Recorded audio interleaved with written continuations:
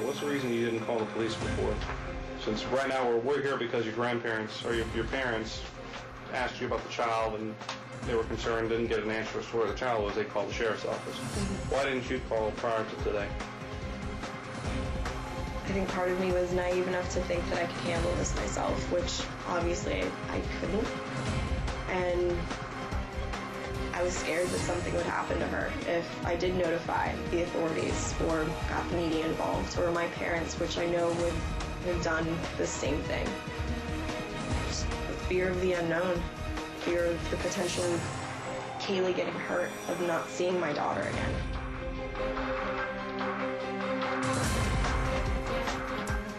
Welcome back. I'm Nancy Grace. Thank you for being with us. We are taking your calls live. With us tonight, the father of Casey Anthony's ex, accused of being the biological father of little Caylee.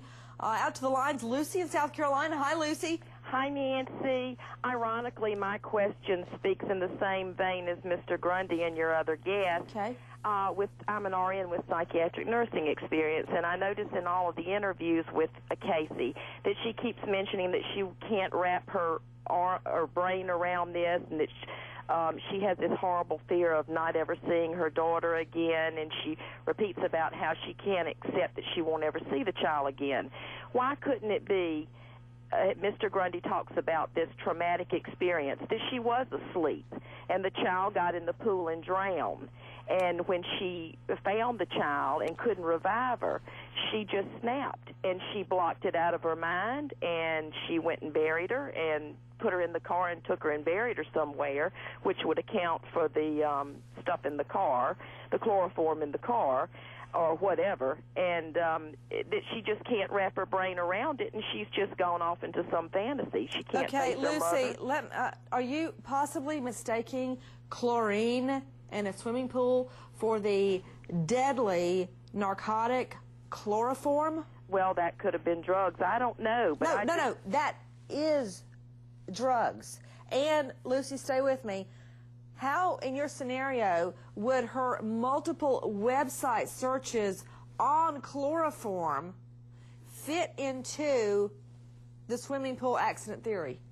You're doing premeditation. Yeah, I can see that. Okay, so are you saying it does not fit? I guess not. Okay. I know. Not. And Lucy, I'm going to go to Dr. Bethany Marshall, psychoanalyst and author of Deal Breakers. I understand what Lucy in South Carolina is doing. When you suspect a mom of murder, you look for reasons. Why? Why would she do this? Is there any other explanation other than cold, calculated murder? Why? Well, I wish Lucy's theory was true, but as I listen to Mr. Grund, I think that Casey's lying is actually a form of thievery amongst other things. She robs Jesse Grund of the capacity to decide whether he wants to date a pregnant woman or whether or not he wants to bond to a child that may or may not be his. She steals men's hearts by lying. She steals her mother from her mother, robs from her mother the capacity to spend time with the granddaughter. She steals this little girl's future in her life. As the investigators are asking her questions, she steals precious moments that could be used to find her daughter. It's a grand form of thievery and manipulation. Even those 911 calls, she's using words like surveillance, and there's an altercation, and we've had an incident. She robs a few moments of glory to pretend she's a part of the police team. It's all about her and what serves her needs. I want to go to a special guest joining us tonight, Mark Class. You all know Mark, child advocate, the founder of Class Kids Foundation. Not only that, a crime victim himself after the kidnap and murder of his precious girl, Polly. You know, Mark Class, I want to ask you in a different vein tonight. We know that Jesse Grund, who was accused of being the bio dad, his family's with us tonight, immediately, just like you did, Mark, said, take my polygraph, I insist, because then you can stop wasting time on me and then go find my daughter, find Caylee, find whomever the subject may be. Tell me about your experience, Mark. Explain why it is so important that, for instance, we have been told by Leonard Padilla that the Anthonys refused to take a polygraph. Why is it so critical in your experience, Mark Class, that they do that?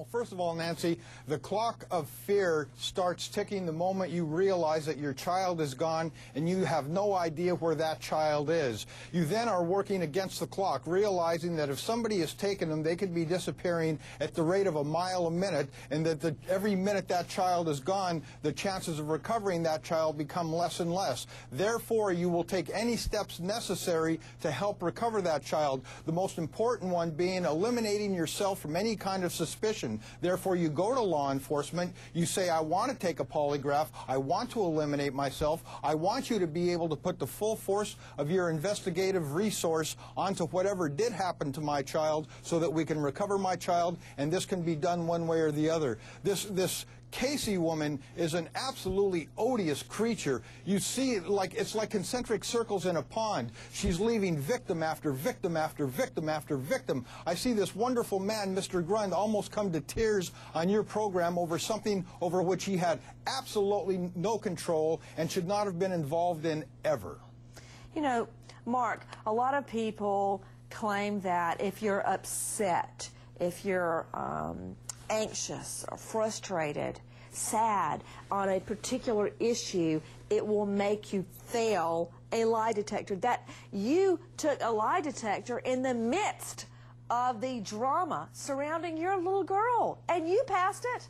Well, you know, you hear this from television, and you hear it most especially from defense attorneys, or in fact any attorney that's representing you will most likely tell you not to take a polygraph exam, but at some place you have to put your faith in truth. And really, this is always a quest for truth. And if the truth is that you had nothing to do with the disappearance of your child or whatever the issue may be, then you take the polygraph and you deal with those issues as they come up. I don't know anybody. And I know that when you're talking about sociopaths and psychopaths, etc., there is an ability sometimes, because there is no conscience, to pass these things, but that's a small subset of society. And I think that anybody that takes one of these polygraphs, if they have nothing to hide, they will not be falsely implicated. And back to Leonard Padilla, bounty hunter out of Sacramento, are you absolutely certain that Cindy and George Anthony had agreed to take a polygraph and then Lee, the son, taught them out of it?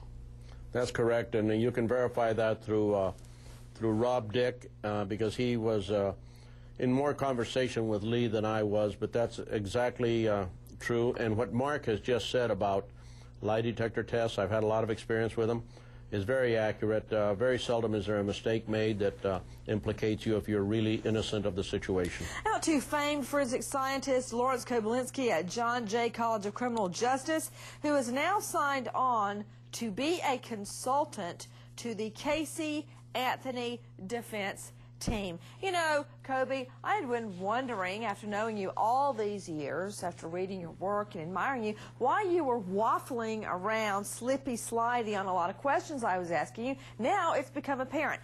Now, how do you plan to help the Anthonys on, for instance, these 71 years worth of fraud charges? What exactly forensically are you going to do on a bad check case?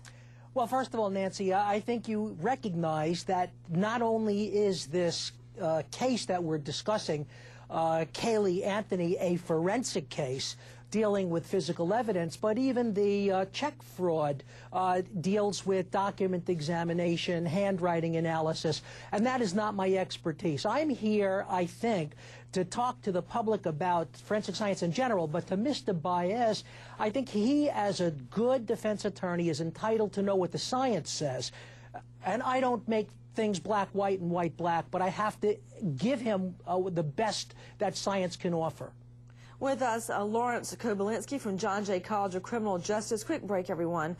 We're taking your calls live, but I want to let you know that high-profile crime journalist and author Dominic Dunn and crime victim rushed from a Vegas courtroom to a local hospital complaining of pain. It was in the middle of the O.J. Simpson armed robbery trial.